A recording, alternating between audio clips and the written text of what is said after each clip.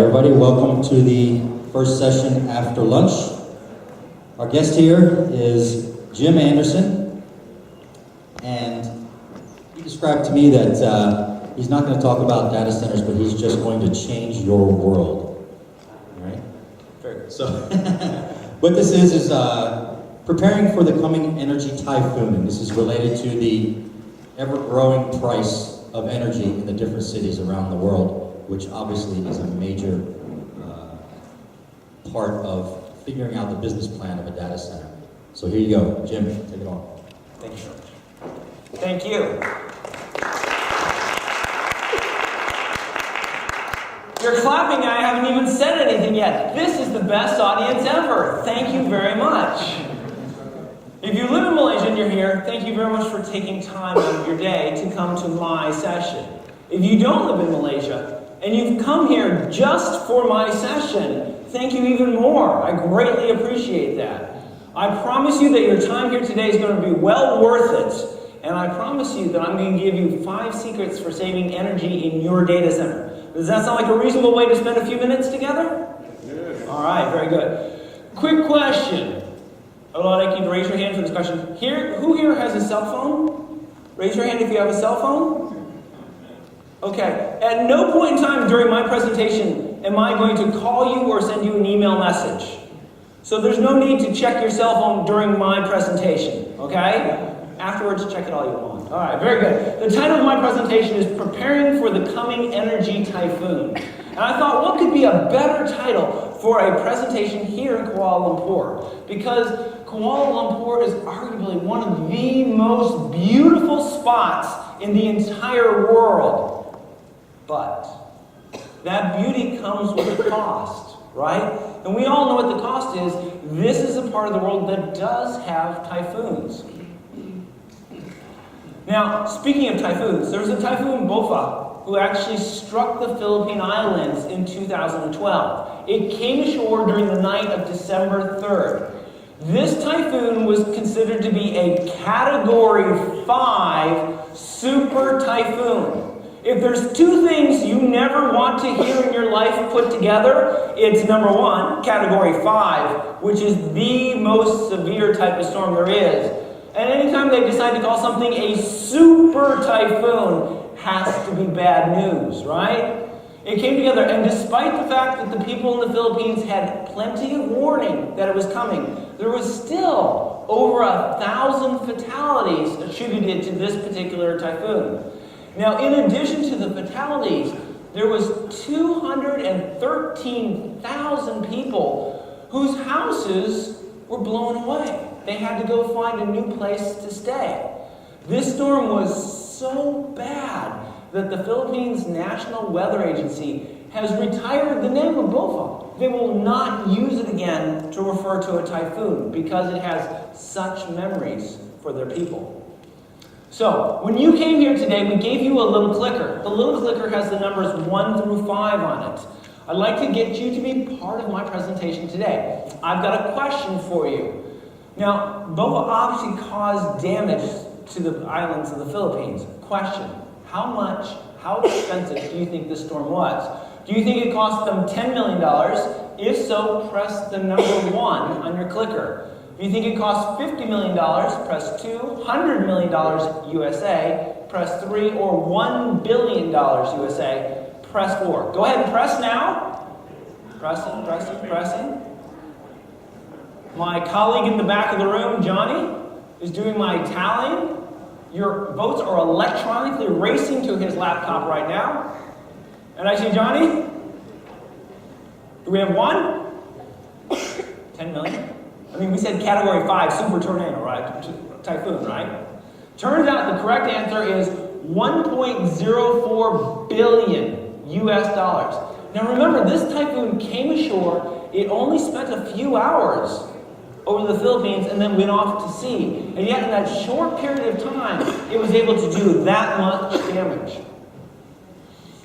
So why are typhoons so deadly? We know they are, okay? But what makes them be such a destructive force? Okay, number 1, they have an unpredictable path. Where I live, which is in the state of Florida in the United States of America, it's a gorgeous, beautiful place to live. But just like with Malaysia, we've got a problem. We call them hurricanes. It's the exact same thing. Whenever a hurricane starts to threaten my state, what happens is the weathermen come on TV. And they say, there's a hurricane coming. And then the question is, where is it going to go? And the answer is, they don't know. And they've got many computer models, right? And the computer models show a whole bunch of different paths the storm could take. But they have no idea which one it's going to take. Exactly the same problem with the typhoon. Nobody knows where a typhoon's going to go. Number two, what is a typhoon? It turns out a typhoon is some very fast winds. In the typhoon that struck the Philippines, they clocked winds over 100 miles an hour, sustained. So what that means for your data center is that if a typhoon comes to your data center, it's going to rip the top off your data center, and then that's going to be followed by water. It's going to fill your data center with water. If you have a data center like most people, you've got delicate electronics in your data center. The number one thing you don't want to have happen is to have your roof ripped off and filled with water. That's very, very bad. Number three, mudslides, okay? And also massive flooding. A typhoon has the ability to dump an incredible amount of water in a very small area very quickly. There's no way the ground can absorb all of that water. So what has to happen is the water has to flow someplace. Rivers become raging torrents. All of a sudden, streets become rivers. It's amazing it can happen very, very quickly. And as all that water races by dirt, things that used to be on top of a hill or a mountain can quickly become on the bottom of the hill or the mountain. Number four is the ability to wash away roads. So your data center has a location. If there is a typhoon that comes and hits the area, the next thing after the typhoon's gone, you need assistance. You need supplies. Perhaps you need more diesel fuel. You need to have things brought into you so you can repair your data center. The problem is that the way those supplies and those personnel are going to get to you is over a road. And potentially, that road's been washed away. The fifth issue is these storms are very, very large. Okay? So where your data center is located, if it gets hit by one of these, that's bad news. But the problem is all the people who are going to support you, all the help that you're going to need to come to your rescue, guess what? Potentially they got hit also. They may not be able to come and assist you. Okay, so what's the secret to surviving a typhoon? Well, I wish I could tell you some magic here, but it's actually pretty simple. You need to be prepared. In the data center business, this is pretty straightforward. You need to make sure that you have a plan. You need to make sure that you know how to get in contact with your staff both before and after. You need to make sure you have enough supplies, such as diesel fuel, on hand, and ways to get backup supplies when you're done. Being prepared is the key to dealing with a natural disaster. Now, there's another type of typhoon that's headed towards your business. Congratulations. Now you know. Okay, we're calling it an energy typhoon. Today, part of running your data center is buying electricity to run it. That's a part of doing business. Now here's the challenge. Prices for that electricity are getting ready to increase. And not increase a little bit, but increase a lot. Gartner, the organization that does a lot of studies of the IT industry, has taken a look at this issue. And what they're predicting is that your energy costs may increase by up to 50% over the next few years. The reason that this is such a big deal is I'm willing to bet your boss is not planning on increasing your budget by 50% over the next few years. Which means your budget, which is already probably fairly small in your opinion, more and more of it's going to be eaten up by energy costs. This is a graph that shows pretty much worldwide demand for power and cooling by data centers. It's a pretty simple one. If you take a look at the yellow bars, you'll see that the folks in the data center industry, we've been asking for more and more and more power over the years. As we built more and more data centers, as we put more and more high-powered servers in our data centers. Okay? We do not anticipate anytime in the future our demand for energy going down. And what that means is that collectively we're going to have to find a way to deal with the rising cost of energy. On the left, you see a graph of the energy consumption in Malaysia. In the last 10 years, hopefully you can see very clearly, it's gone straight up. If you live in Malaysia, you must like your electricity, right? And the question is why such a huge increase in demand? You know, I can't tell you exactly what it is, but I've been walking around Kuala Lumpur for the last couple days, and you know, I've seen the kids with their cell phones. And you know, here, let me show you guys here. What does my cell phone? My cell phone looks like this. My cell phone is nothing special. It's a regular cell phone. Man, have you seen the cell phones the kids have? They're huge. They're gigantic cell phones. And guess what those kids do at night? They run home like we all do, and they plug them in before they run out of electricity, right? They have to recharge the cell phones at night. I'm not saying that's the complete reason why it's going up, but that's probably at least part of it, right?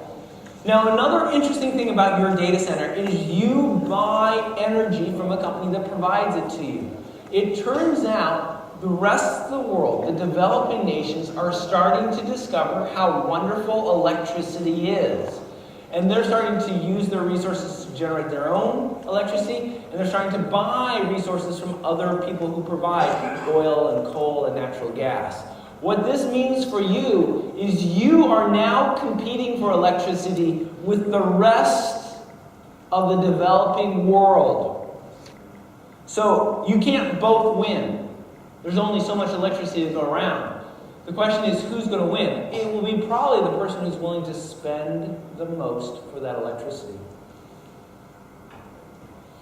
So, one thing that we tend to forget is that a lot of our electricity is generated by the use of fossil fuels. Fossil fuels are oil and gas and coal and things like that. And the question is, where do the fossil fuels come from? Well, they come from a lot of different places around the globe. But one of the primary places that fossil fuels come from is the Middle East.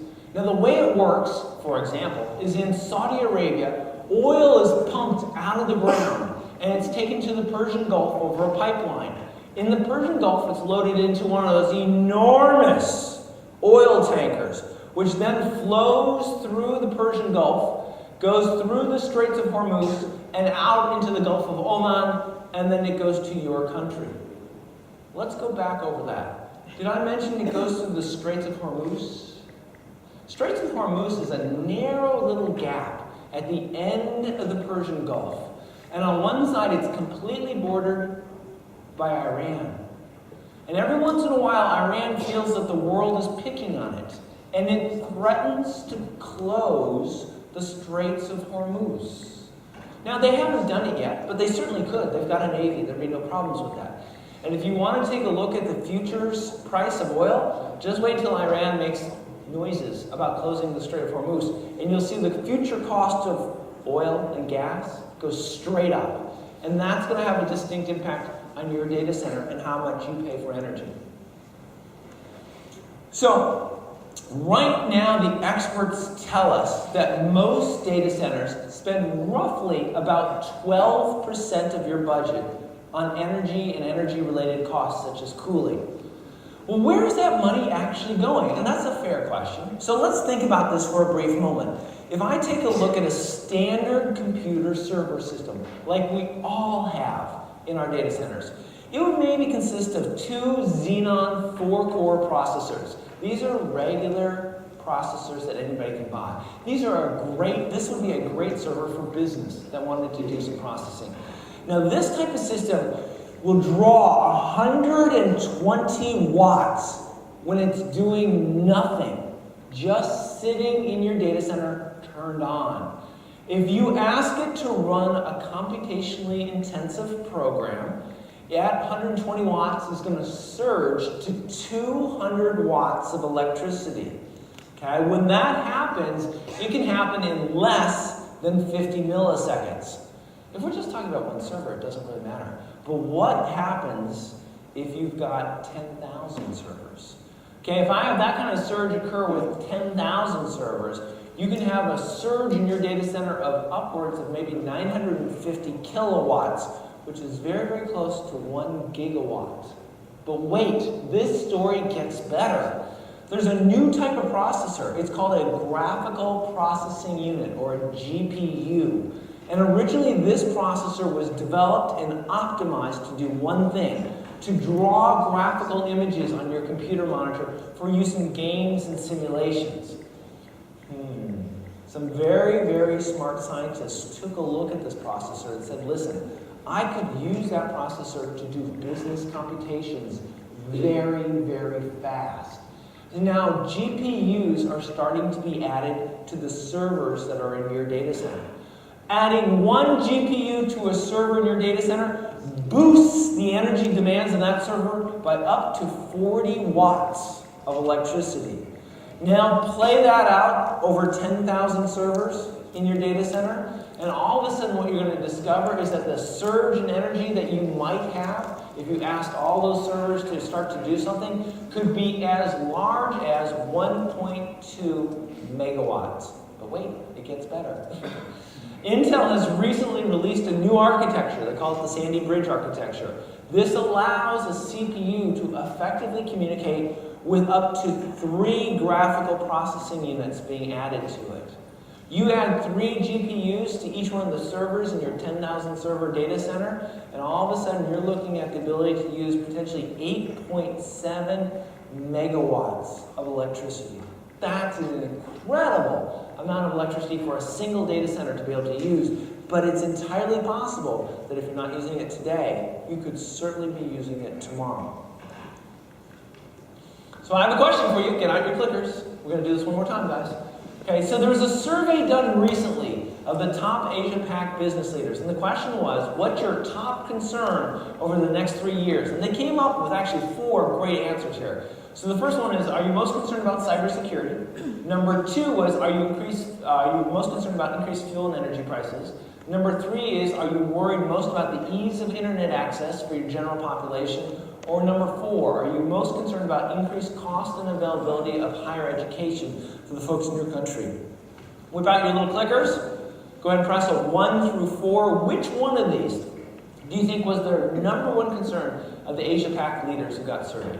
1 through 4. Click, click, click. Johnny, do we have an answer, my friend? What is that? Is that 4? So, increased cost and availability of higher education is an excellent guess, and that certainly is a key thing. However, the actual number 1 answer here was number 2.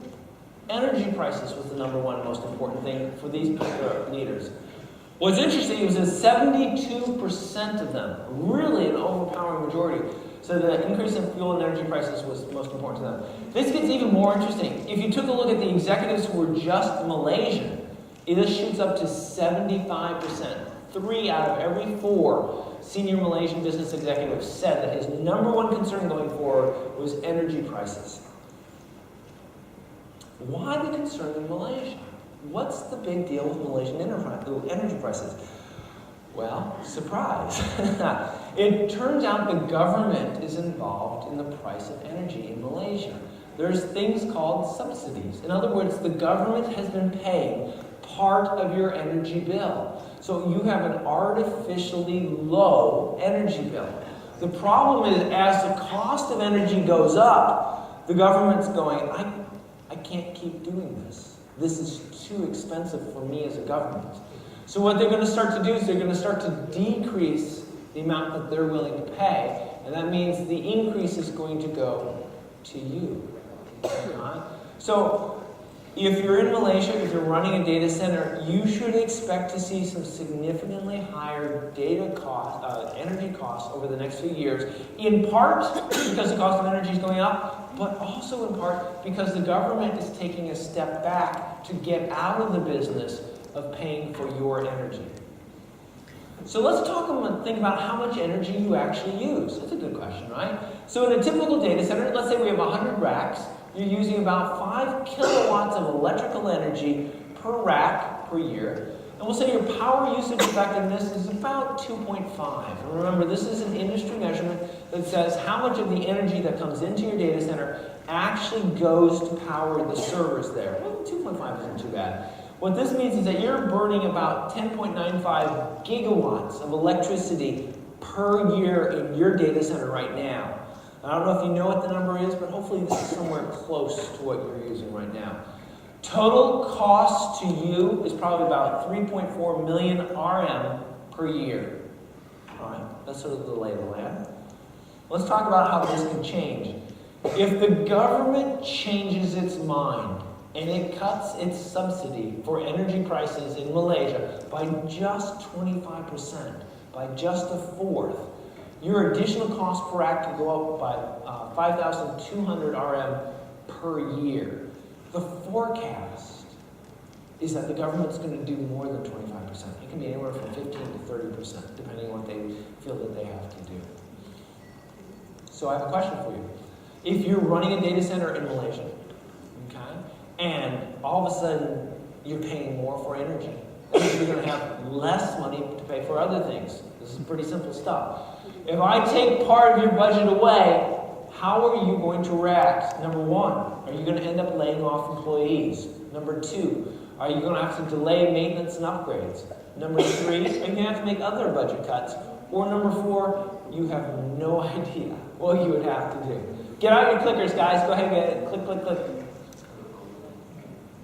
1, 2, 3, or 4. All right, Johnny, do we have our, is that a 2 AC back there, sir? 2? 3, it's a 3. Other budget cuts. So you're not going to touch people, you're not going to delay maintenance, you're going to do something else. That sounds very, very dangerous somehow. I don't know. I'm turning off the air conditioning in the building for all the employees. Sorry about that.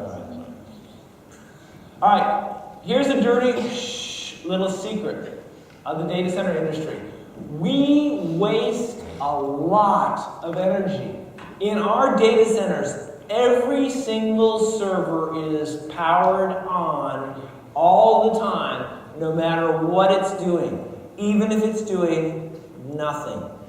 So McKinsey & Company, which is another consulting company, was paid to do a survey. They went out and took a look at 20,000 servers in 70 different data centers.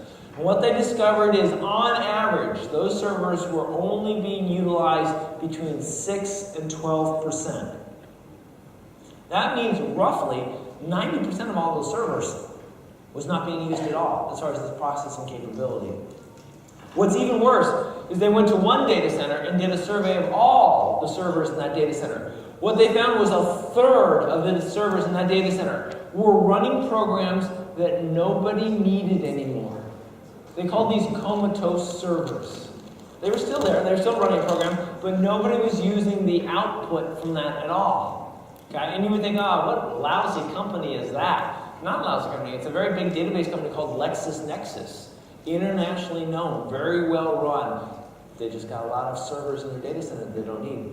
It's because we're so afraid of turning off servers that we leave them on all the time that we waste an awful lot of electricity. And going forward, I don't think we're going to be able to do this anymore. All right, hopefully I've convinced you. There is an energy typhoon coming towards your business.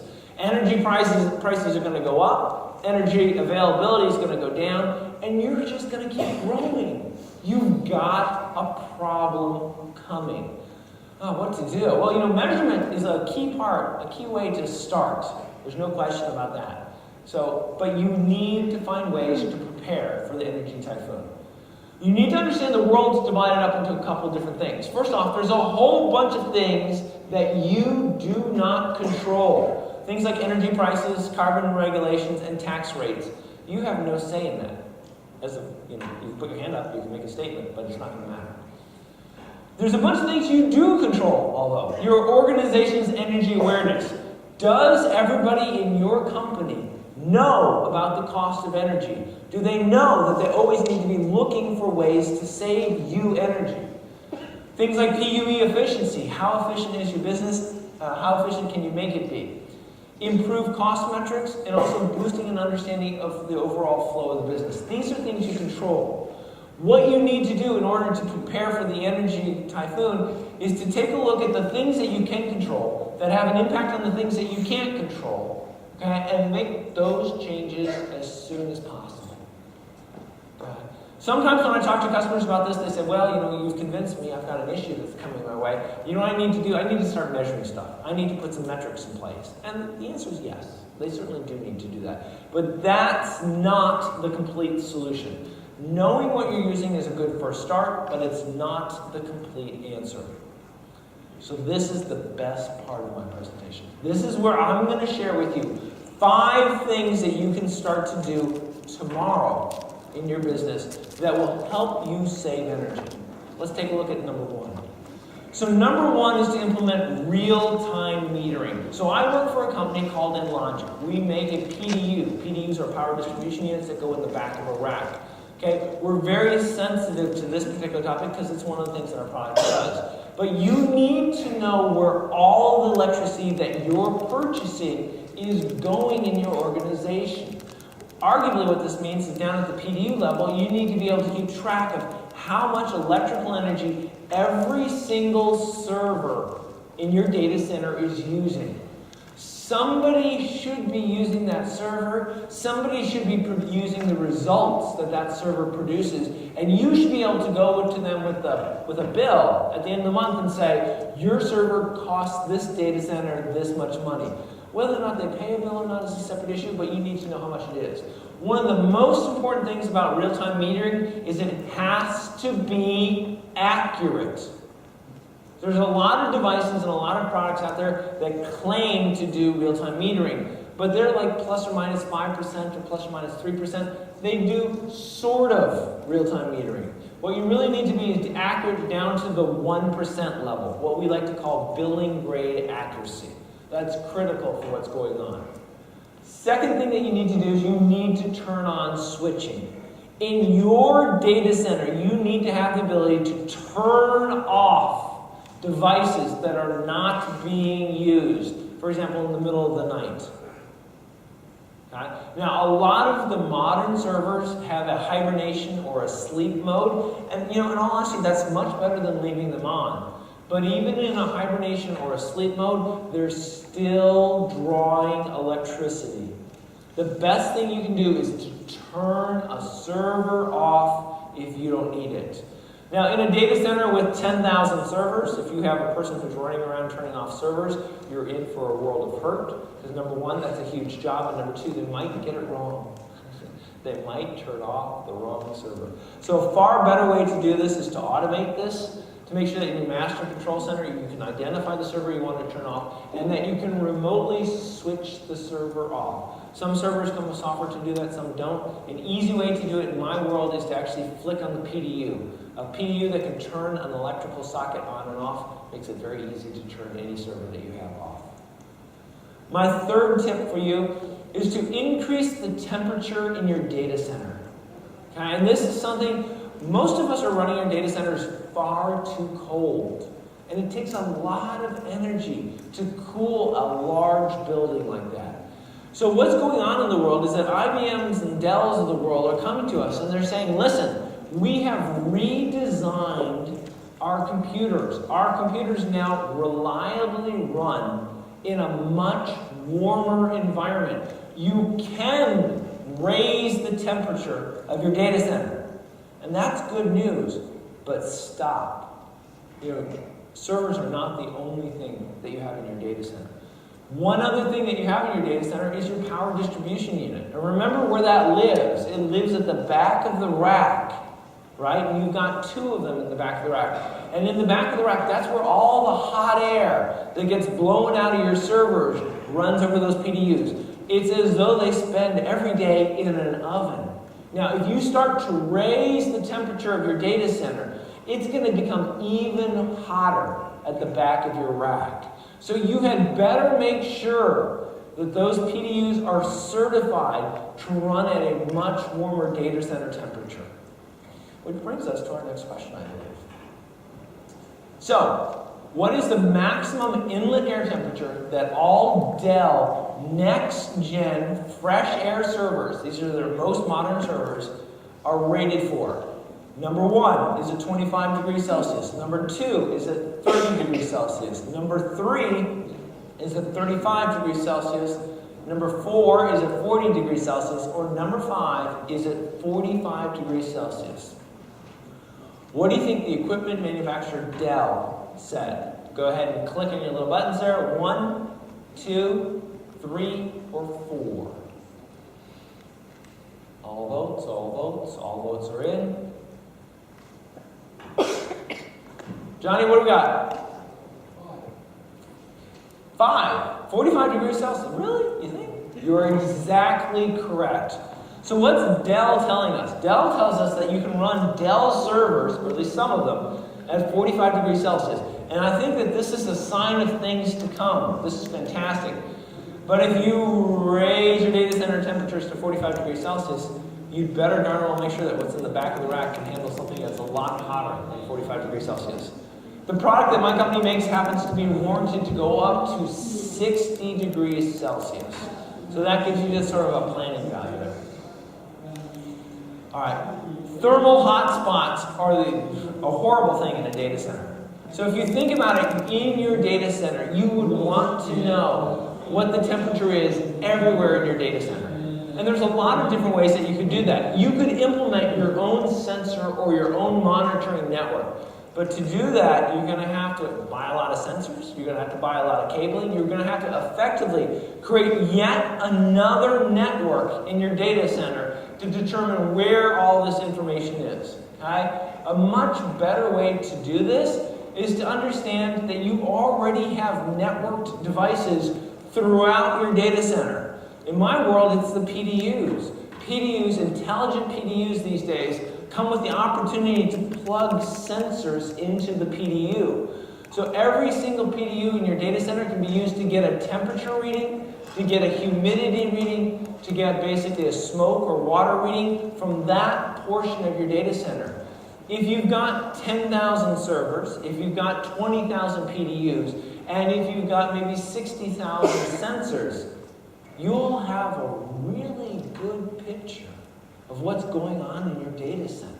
And you'll be able to make sure that there's no hot spots, there's no cold spots, and there's nothing going on in your data center that you don't already know about. God. Equipment failures. You know, you would think, when you tell people, hey, I work in a data center, everyone will go, well, that sounds like a pretty boring job, right? Because all that stuff sort of sits there and runs, and you don't have to worry about it. What they don't understand is that, yeah, in a data center, we've got a lot of equipment, okay? And it runs, but it runs hard, and it runs fast, and it runs in a very, very hot, demanding environment. So we have equipment failures all the time. So what you need to understand is when you have an equipment failure, you need to be able to be prepared to deal with it and deal with it quickly. When you have an equipment failure, what's happening is all of a sudden you're limited in the amount of information that you're getting about how your energy usage is going. So what it's going to take is ability to have equipment that you can change things out quickly. If it fails, you can quickly repair it. Actually replacing the device seems like it would be a little bit much. What you would prefer to do is to be able to fix it in place. Make sure that the equipment that you deploy is what we call hot swappable.